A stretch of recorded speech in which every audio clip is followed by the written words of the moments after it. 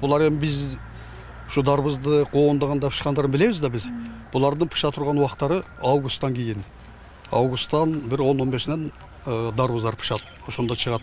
Ошондо жердин өзүнүн күчү менен чыгып, организмге эч кандай зыяндуулугу болбойт да.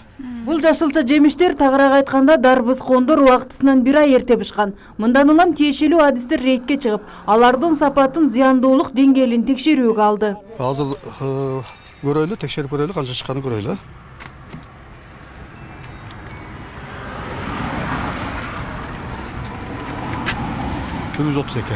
Канча? Бул 60 чыгыш керек, нормадагысы 60 чыгыш керек, 60 грамм.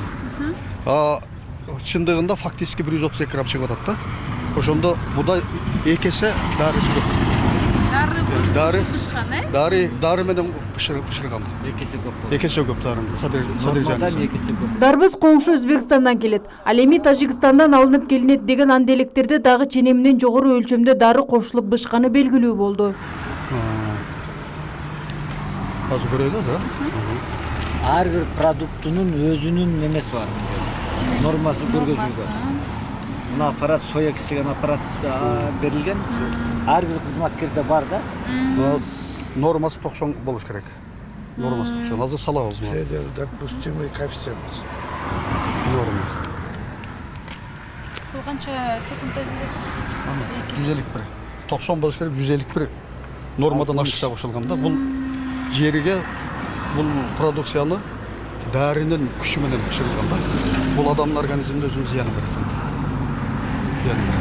Ошол үчүн жана кайрылуу ушу элибизге дагы кайрылам да. Азыркы убакта шашпастан, азыркы убакта керек болсо албаш керек буларды.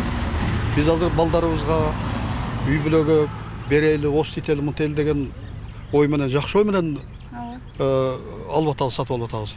Бунун нарыкка последствиясы, бунун ушундай организмге зыяндуулугу.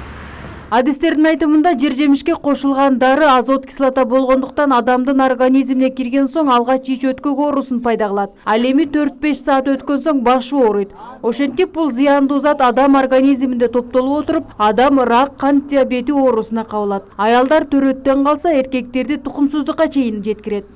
Дарбыз коон жашылча жемишти жеген адамга бул организмине абдан чоң зыян алып келет. Ал акырындык менен барып адамды рак оорусуна алып келиши ыктымал. Анын үстүнөн эң коркунучтуусу бул азыр жаш балдарга. Мына күн ысып атат. Күн ысыган сайын бул дарбыз коондордун дагы адамга зыяндуулугу абдан көбөйөт.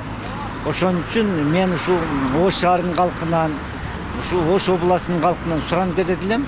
Бүгүнкү күндө сатылып жаткан дарбыз коон анделектерди албашыңыздарды мен суранып кетем.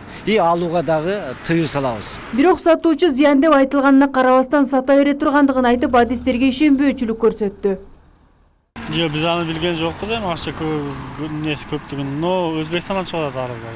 Но өзүбүз дагы жеп көрдүк, элдерде жегендер жакшы эле деп атат, дамы да. Коон Тажикстан.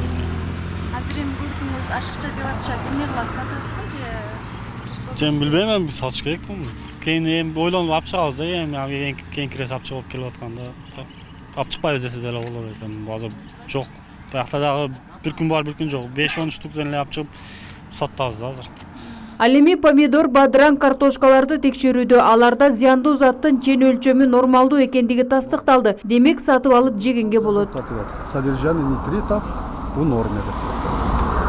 Ошентип рейдтин жүрүшүндө айрым дүкөндөрдүн сатуучулары бул жер жемиштер адамдын ден соолугуна зыян экендигин уккан соң дароо эле жыйнаштырып коюшту. Элге зыян алка.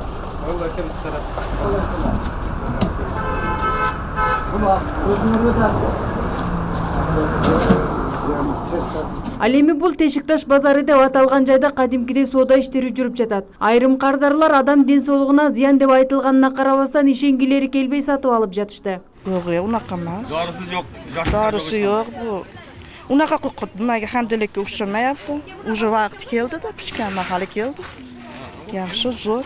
Ош шаарындагы ветеринардык жана фитосанитардык коопсуздук инспекциясынын кызматкерлери бул дарбыз анделектердин эч кандай ветеринардык документтери жок экендигин айтышат. Кайдан алып келгенин сатуучулар так билбейт. Демек кайсыл республикадан келип жатса да аткезчилик жолу менен өлкөгө кирүүдө. Фероза Ашымбаева, Самат Сайдамат уулу, жаңылыктар.